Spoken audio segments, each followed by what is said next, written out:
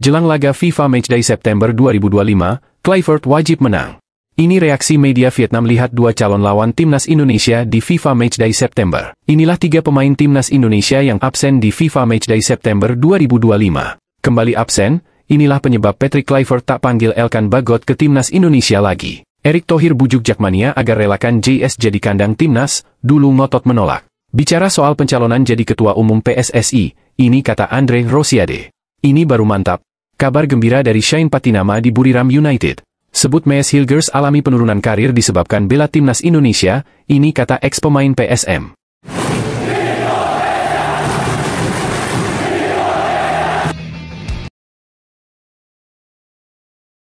Jelang laga FIFA Matchday September 2025, Kluivert wajib menang. Timnas Indonesia akan melakoni dua pertandingan FIFA Matchday pada September 2025. Skuad Garuda dijadwalkan menghadapi Kuwait dan Lebanon di Stadion Gelora Bung Tomo, Surabaya. Pertemuan dengan Kuwait berlangsung pada 5 September. 3 hari berselang, tepatnya 8 September, Indonesia menantang Lebanon di stadion yang sama. Dua laga tersebut menjadi ajang pemanasan bagi tim asuhan Patrick Kluivert sebelum tampil di putaran keempat kualifikasi Piala Dunia 2026 zona Asia. Perbandingan ranking FIFA. Jika melihat ranking FIFA, Kuwait dan Lebanon berada jauh di bawah Irak serta Arab Saudi. Kuwait menempati posisi 138 dunia, sedangkan Lebanon berada di peringkat 112. Sementara itu, Irak menempati peringkat 58 dan Arab Saudi di urutan 59. Dengan demikian, ada jarak hingga 80 tingkat antara Kuwait dan Irak, serta 79 peringkat dengan Arab Saudi. Lebanon pun masih tertinggal 54 posisi dari Irak dan 53 peringkat dari Arab Saudi. Indonesia sendiri berada di posisi 118 dunia. Skuad Garuda terpaut 6 peringkat dari Lebanon, tetapi unggul 20 tingkat dari Kuwait. Meski begitu, ranking FIFA tidak selalu mencerminkan hasil akhir di lapangan. Namun di atas kertas, data tersebut memberi gambaran kekuatan tim. Harapan untuk skuad Garuda. Kemenangan di laga FIFA Matchday September 2025 diharapkan bisa menjaga peringkat Indonesia. Selain itu, hasil positif akan menjadi dorongan moral bagi Jai Idzes dan rekan-rekan ketika menantang Irak dan Arab Saudi di babak kualifikasi nanti. Ini reaksi media Vietnam lihat dua calon lawan timnas Indonesia di FIFA Matchday September. Timnas Indonesia yang akan menjalani dua pertandingan FIFA Matchday di bulan September turut menarik perhatian publik Vietnam. Melalui media lokalnya, Thao 247, VN, mereka menilai bahwa dua pertandingan itu sangat penting bagi timnas Indonesia sebagai satu-satunya perwakilan negara ASEAN yang masih berpeluang tampil di Piala Dunia 2026. Menurut laporan tersebut, meski Kuwait dan Lebanon bukan tim yang kuat, namun mereka bisa memberikan manfaat bagi skuad Garuda untuk beradaptasi dengan gaya permainan tim-tim Asia Barat. Sebagai informasi, Kuwait saat ini berada di peringkat ke-138 dunia dalam ranking FIFA terbaru. Sedangkan Lebanon ada di posisi 112 dunia atau 6 tangga di atas timnas Indonesia, 118. Dua pertandingan persahabatan melawan Kuwait dan Lebanon, meskipun tidak berperingkat tinggi di FIFA dan bukan tim yang sangat kuat, sangat penting bagi Indonesia, tulis Thao 247, VN dalam laporannya. Patrick Kluivert dan timnya akan beradaptasi dengan gaya bermain tim-tim Asia Barat. Dan jika mereka menang, mereka akan memiliki momentum psikologis yang baik sebelum memasuki putaran 4 kualifikasi Piala Dunia 2026 pada bulan Oktober. Ini juga akan menjadi tantangan besar bagi Indonesia. Pasalnya mereka hanya punya sedikit waktu untuk berkumpul dan harus bertanding dengan kepadatan 3 pertandingan dalam 6 hari. Sementara itu, harga tiket pertandingan timnas Indonesia untuk laga FIFA Matchday bulan depan telah diumumkan oleh PSSI. Inilah 3 pemain timnas Indonesia yang terancam absen di FIFA Matchday September 2025. Persiapan timnas Indonesia menghadapi 2 laga uji coba FIFA Matchday September 2025 mendapat ujian serius. 3 pemain kunci Garuda terancam absen karena cedera, yakni Martin Paes, Ula Romeni, dan Beckham Putra. Absennya trio ini bisa berdampak besar pada strategi pelatih Patrick Kluivert, apalagi laga kontra Lebanon dan Kuwait ini merupakan laga penting untuk persiapan menuju kualifikasi Piala Dunia 2026. 1. Martin Paes, cedera kaki. Kiper utama timnas, Martin Paes, masih menepi akibat cedera bagian atas kaki yang ia derita saat membela FC Dallas di Major League Soccer. Klubnya bahkan sudah mengonfirmasi absennya Paes, meski tak merinci waktu pemulihan. Jika benar tak pulih tepat waktu, Kluivert kemungkinan harus mengandalkan Emil Audero sebagai kiper utama. Persaingan di bawah Mistar juga bisa memberi kesempatan bagi Hernando Ari dan Nadeo Argawinata untuk unjuk gigi. 2. Ula Romeni, pemulihan pasca operasi. Striker naturalisasi ini mengalami cedera pergelangan kaki saat membela Oxford United di ajang pramusim Piala Presiden 2025 melawan Arema FC. Cedera parah itu bahkan membuatnya naik meja operasi dan sampai sekarang masih dalam pemulihan. Padahal, Romeni sedang dalam performa apik setelah mencetak 3 gol dari 4 laga terakhir timnas.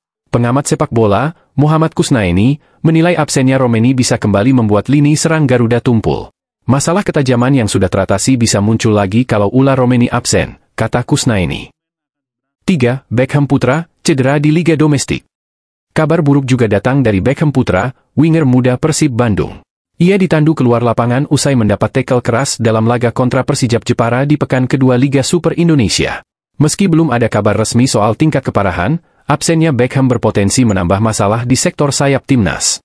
3 cedera ini membuat Patrick Kluivert harus menyiapkan opsi rotasi dan strategi alternatif. Selain FIFA Matchday September, absensi mereka juga bisa memengaruhi kekuatan Garuda saat menghadapi Arab Saudi dan Irak pada putaran keempat kualifikasi Piala Dunia 2026, Oktober mendatang. Kembali absen, inilah penyebab Patrick Kluivert tak panggil Elkan Bagot ke timnas Indonesia lagi. Patrick Kluivert tak memanggil Elkan Bagot ke timnas Indonesia untuk laga melawan Kuwait dan Lebanon. Nama Elkan Bagot tak masuk ke dalam daftar 27 pemain timnas Indonesia untuk menantang Kuwait 5 September 2025 dan Lebanon 8 September 2025 di Stadion Gelora Bung Tomo, Surabaya, Jawa Timur. Alih-alih memanggil Elkan Bagot, Patrick Kluivert masih mengandalkan nama-nama lama di lini belakang. Sebut saja Rizky Ridho, Jordi Amat, Jai Idzes, Mees Hilgers hingga bek Fortuna Sittard, Justin Hubner. 1. Fokus ke klub. Di awal melatih timnas Indonesia, Patrick Kluivert sejatinya memanggil Elkan Bagot. Bek bertinggi badan 196 cm itu diproyeksikan ambil bagian saat timnas Indonesia menantang Australia dan Bahrain. Namun, Elkan Bagot menolak panggilan tersebut. Ia memilih fokus membela sang klub saat itu, Blackpool FC. Keputusan ini diambil karena Elkan Bagot baru pulih dari cedera. 2. Tolak panggil Elkan Bagot. Selanjutnya pada Juni 2025, Patrick Kluivert mengabaikan Elkan Bagot.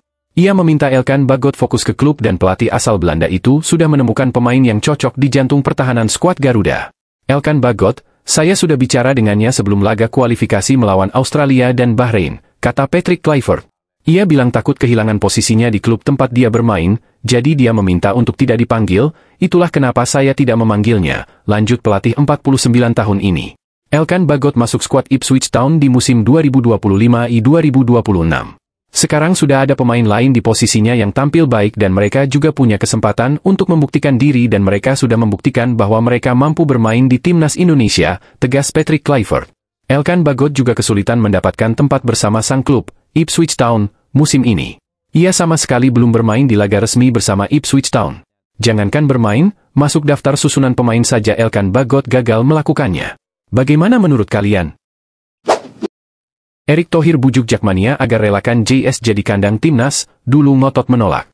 Kali ini Erick bahkan rela membujuk manajemen Persija dan para Jakmania untuk merelakan stadion berkapasitas 82.000 penonton itu untuk dijadikan kandang timnas Indonesia. Ia menjamin jadwal pertandingan Persija dan timnas bisa tidak akan bentrok.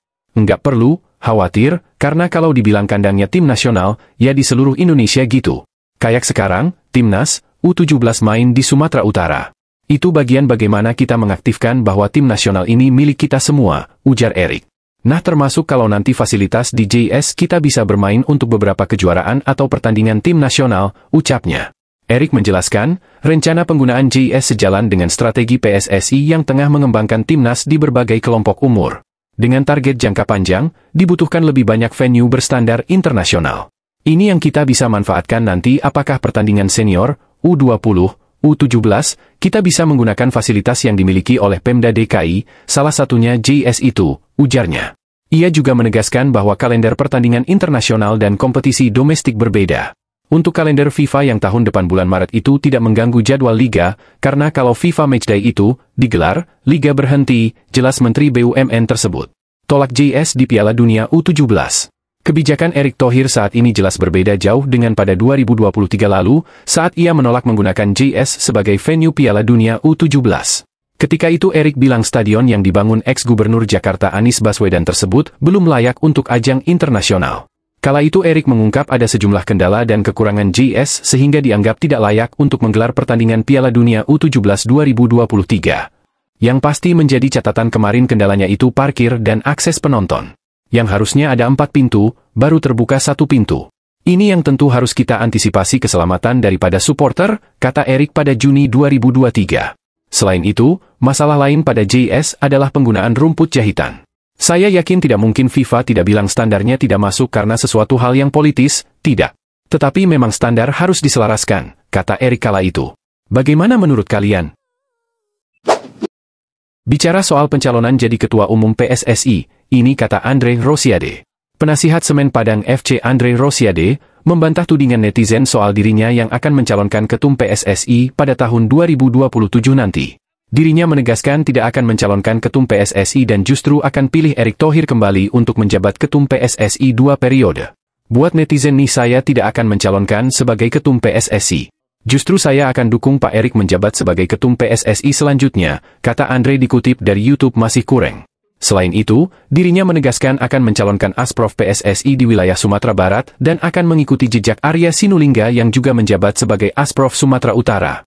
Insya Allah saya akan maju untuk mencalonkan sebagai ketua Asprof PSSI Sumbar dan akan mengikuti jejak seperti Arya Sinulinga yang menjabat Asprof Sumut, lanjut Andre. Jadi saya punya 2 suara nantinya mewakili Asprof Sumbar dan juga sebagai Semen Padang saya akan dukung Erick lagi, tutupnya. Bagaimana menurut kalian? Ini baru mantap. Kabar gembira dari Shane Patinama di Buriram United.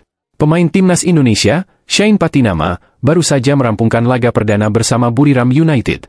Sebagai informasi, Buriram United merupakan klub asal Thailand. Shane Patinama resmi bergabung dengan Buriram United pada 7 Juli 2025. Pemain berposisi sebagai bek kiri itu kemudian menjalani laga perdana bersama Buriram United. Lawan yang dihadapi yakni mantan klub Sadil Ramdhani, Sabah FC. Duel Buriram United versus Sabah FC terlaksana di Rainbow Stadium, Pattani, Thailand. Ini merupakan laga pramusim yang bertajuk ASEAN Charity Shield 2025. Terkait hasil, Buriram United sukses menyikat Sabah FC dengan skor telak 8-2. Menariknya, Shane Patinama langsung mencetak assist pada kesempatan ini. Hal tersebut kemudian dipamerkan Shane Patinama ke akun Instagram pribadinya. Pertandingan pertama, kemenangan pertama, assist pertama, tulis Shane Patinama. Postingan ini lalu mengundang banyak komentar. Beberapa di antaranya datang dari para pemain timnas Indonesia. Seperti contohnya Hoki Caraka. Selalu terlihat keren, tulis Hoki Caraka memuji Shane Patinama. Dengan meningkatnya performa di klub, sudah layakkah Shane Patinama jadi starter di timnas Indonesia? Seperti diketahui, pada laga-laga timnas Indonesia sebelumnya Shane Patinama hanya jadi pemain cadangan atau pemain pelapis. Pemain yang berposisi sebagai bek kiri tersebut sangat jarang diturunkan jadi pemain utama, baik di era pelatih Shin Tae-yong maupun di era pelatih Patrick Kluivert. Bagaimana menurut kalian? Sebut Mees Hilgers alami penurunan karir disebabkan bela timnas Indonesia, ini kata ex-pemain PSM. Mantan pemain PSM Makassar, Anco Jensen, menyebut Indonesia menjadi salah satu penyebab Mees Hilgers tidak laku di bursa transfer musim panas 2025. Anco Jensen menilai keputusan Mees Hilgers memilih paspor Indonesia membuat klub-klub berpikir 2 kali untuk mendatangkan Mees Hilgers. Berhubung memegang paspor Indonesia, Mees Hilgers tak lagi berstatus pemain Uni Eropa. Alhasil ketika klub-klub Eropa termasuk tim asal Belanda ingin memboyong Mees Hilgers, bek 24 tahun itu berstatus pemain asing. Ditambah lagi, jarak antara Belanda Indonesia teramat jauh. Tak jarang, Mees Hilgers sering mengalami cedera usai membela timnas Indonesia di laga-laga internasional. Mees Hilgers juga memilih bermain untuk timnas Indonesia. Klub-klub tidak selalu senang jika pemain harus bolak-balik ke Kamboja atau Laos, kata Anco Jensen yang membela PSM Makassar pada 2021 hingga 2022. Ia juga tiba-tiba menjadi rentan cedera. Saya rasa tidak banyak klub yang mau membayar jumlah itu sekarang, lanjut Anco Jensen yang mengemas 5 gol dan 1 assist selama membela PSM Makassar ini. Bagaimana menurut kalian? Setujukah dengan pernyataan tersebut? Yakin bakal dipanggil ke timnas, ini kata Ramadan Sananta. Penyerang timnas Indonesia, Ramadan Sananta, optimistis bisa mendapatkan panggilan dari Patrick Kluivert saat menghadapi agenda FIFA Matchday periode September 2025. Ya, baru 2 pertandingan yang sudah dilewati. Saya harus bisa memberikan yang terbaik. Saya tidak ingin terlalu memaksakan diri, tapi dalam setiap pertandingan saya harus memberikan yang terbaik 100%, ujar Sananta dikutip dari kanal YouTube Harimau Malaya. Di usia yang masih 23 tahun ini, di usia yang masih begitu muda ini, saya ingin mencoba hal yang baru. Karena, menurut saya, Malaysia memiliki kompetisi yang kompetitif dan bagus, ujar Ramadan Sananta. Jadi, Kenapa tidak saya harus mencoba hal yang bagus? Mungkin ke depannya, kalau saya bisa memiliki performa baik, mungkin saya bisa dipanggil timnas Indonesia untuk FIFA Matchday periode September ini, ucap dia. Sejauh ini, Ramadan Sananta telah memperlihatkan performa yang menjanjikan bersama DPMM FC pada 2 pekan pertama Liga Super Malaysia 2025-2026. Dari 2 laga tersebut, Sananta bisa mencetak 1 gol dan 1 assist. Bagaimana menurut kalian? Luar biasa. Inilah besaran gaji Jai Idzes di klub Serie A Sassuolo. Gaji Jai Idzes mengalami peningkatan signifikan setelah resmi bergabung dengan Sassuolo. Proses transfer Idzes dari Venezia menuju Sassuolo telah selesai. Kapten timnas Indonesia ini kini menjadi bagian dari tim Nero Verdi.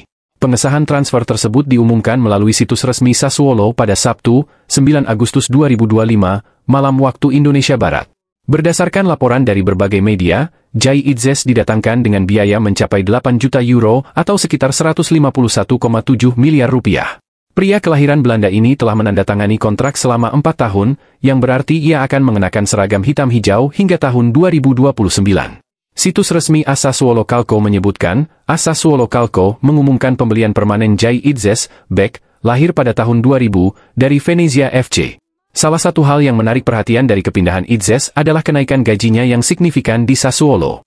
Menurut Tutto Mercato, gaji Idzes akan mencapai 1,1 juta euro, 20,9 miliar rupiah, per tahun. Angka ini jauh lebih tinggi dibandingkan dengan upah terakhirnya di Venezia, yang hanya 300.000 euro per tahun.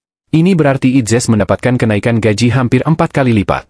Idzes juga akan menerima gaji lebih tinggi dari misalnya bek AC Milan Malik Thiaw yang diketahui menerima sekitar 800.000 euro per tahun bersama kubu Rossoneri. Kenaikan gaji tersebut sebanding dengan bakat yang dimiliki Idzes, yang dikenal sebagai pemain dengan performa paling konsisten di Venezia. Selama musim 2024-2025, Idzes tampil dalam 36 pertandingan. Perannya semakin penting karena ia dipercaya menjadi kapten tim. Idzes bisa meredam striker-striker top Serie A macam Romelu Lukaku, Alvaro Morata, dan Matteo Retegui sepanjang musim lalu. Meskipun tampil bagus dan solid, Idzes tak bisa bermain seorang diri dan Venezia harus rela degradasi ke Serie B. Venezia finish di peringkat ke-19 klasemen dengan total 29 poin, 11 poin lebih banyak dari Monza yang berada di posisi terakhir. Bagaimana menurut kalian? Rafael Struijk buka-bukaan bicara tentang sosok Shin Tae-yong dan Patrick Kluivert. Pemain Brisbane Roar itu ungkap bagaimana peran kedua pelatih tersebut bagi timnas Indonesia. Striker timnas Indonesia Rafael Struijk kali ini bicara tentang sosok Shin Tae-yong dan Patrick Kluivert. Ya, Shin Tae-yong merupakan ex-pelatih timnas Indonesia. PSSI memecat Shin Tae-yong usai timnas Indonesia gagal lolos fase grup Piala AFF 2024 i 2025. Pasca memecat Shin Tae-yong, PSSI memilih Patrick Kluivert sebagai pelatih timnas Indonesia. Saya memiliki hubungan yang baik dengan Shin Tae-yong, karena saya memulai perjalanan bersamanya, ujar Rafael Struijk seperti dilansir dari situs AFC. Menurut dia, Shin Tae-yong sangat jujur, terbuka memiliki keyakinan menjadi pemain yang lebih baik. Saya menghargai semua yang telah ia lakukan untuk saya dan ia telah melakukan banyak hal untuk negara. Dia memiliki dampak yang sangat besar untuk Indonesia dan saya ingin berterima kasih kepadanya untuk itu. Saya pikir seluruh Indonesia sangat berterima kasih untuk itu, ujar Rafael Struijk. Bagaimana dengan Patrick Kluivert? Apakah gaya berbeda dengan Shin Tae-yong? Kami memiliki Patrick Kluivert yang datang sekarang dan dia adalah nama besar. Dia adalah seorang legenda dan saya sangat bersemangat untuk bekerja dengannya dan melihat apa yang bisa dia lakukan. Keputusan telah dibuat di tingkat atas dan saya pikir itu adalah keputusan yang bagus. Tetapi kita harus melihat untuk pertandingan-pertandingan berikutnya, ujar Rafael Struijk. Bagaimana menurut kalian? Sebut Marcelino Ferdinand gelandang terbaik ASEAN bahkan bisa jadi pemain cemerlang di Asia di masa mendatang, ini alasan media Vietnam. Gelandang muda andalan timnas Indonesia, Marcelino Ferdinand, terus menunjukkan perkembangan positif dalam karirnya. Pemain berusia 20 tahun itu dikenal sebagai salah satu bakat terbesar yang dimiliki Indonesia saat ini. Sejak awal karirnya, performa Marcelino sudah menuai banyak pujian. Terbaru, media Vietnam, Tetao 247, merilis daftar 3 gelandang terbaik di Asia Tenggara saat ini, dan nama Marcelino Ferdinand masuk dalam jajaran tersebut. Selain Marcelino, 2 pemain lain yang disebut dalam daftar itu adalah Nguyen Quang Hai dari Vietnam dan Chanathip Songkrasin yang menjadi andalan timnas Thailand. Dalam ulasannya, Tetao 247 menyoroti kemampuan luar biasa yang dimiliki Marcelino Ferdinand. Bahkan, mereka secara tegas menyebut pemain yang kini memperkuat Oxford United di Inggris itu sebagai fenomena sepak bola Asia Tenggara. Marcelino Ferdinand, gelandang muda Indonesia, adalah fenomena sepak bola Asia Tenggara, tulis Tetao 247. Media asal Vietnam itu juga mengungkapkan kekaguman mereka terhadap kualitas individu Marcelino.